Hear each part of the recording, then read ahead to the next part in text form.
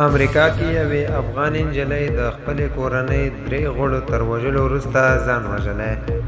امریکایي رسنیو د سیمهییزو چارواکو په حواله راپور ورکړی چې د حسۍ شریفې په نامه یوې ځوانې نجلۍ د دغه هیواد په ماساچوسټس ایالت کې لومړی د خپلې کورنۍ 3 غړي وژلي او بیا یې ځان وژلی.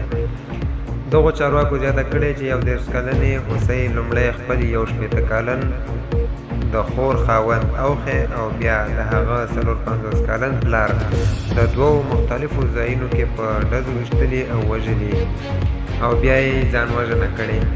د یاد ایالت سیمهییز چارواکي وایي دغه پیښه د اګست په 23 د مازدیګر شاوخوا د ماساچوسټس ایالت په ریبن ښار کې شوې.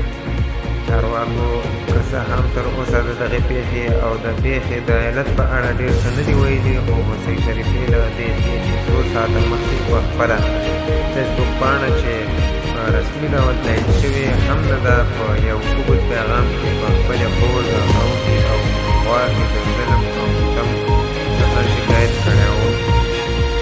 حسۍ د دې پیغام په یوه برخه کې لیکلي چې پکې ما وپوښتل چې ما پر خور د هغې د خاوند لخوا د 14 کلونو راهیسې له هغه وخته چې د لومړی ملاقات شوی و زور زیاتی کېږي. نوموړي هغه خفه کړې، په څپېړه یې وهلې، په لغته یې وهلې، هغې ته یې سپکې سپورې ویلې او په وروستي مورد کې 1.5 کال مخکې یې هم په مخ په سوک څپېړه وهلې وه. حسۍ په دې پیغام کې لیکي چې د هغې مور او پلار او هم د هغې خسر او خواښې د کلونو راهیسې له دې وضعیت څخه خبر وو، خو ډېر څه یې نه دي کړي او یوازې به یې ویل که هغوی جلا شي خلک به څه وایي.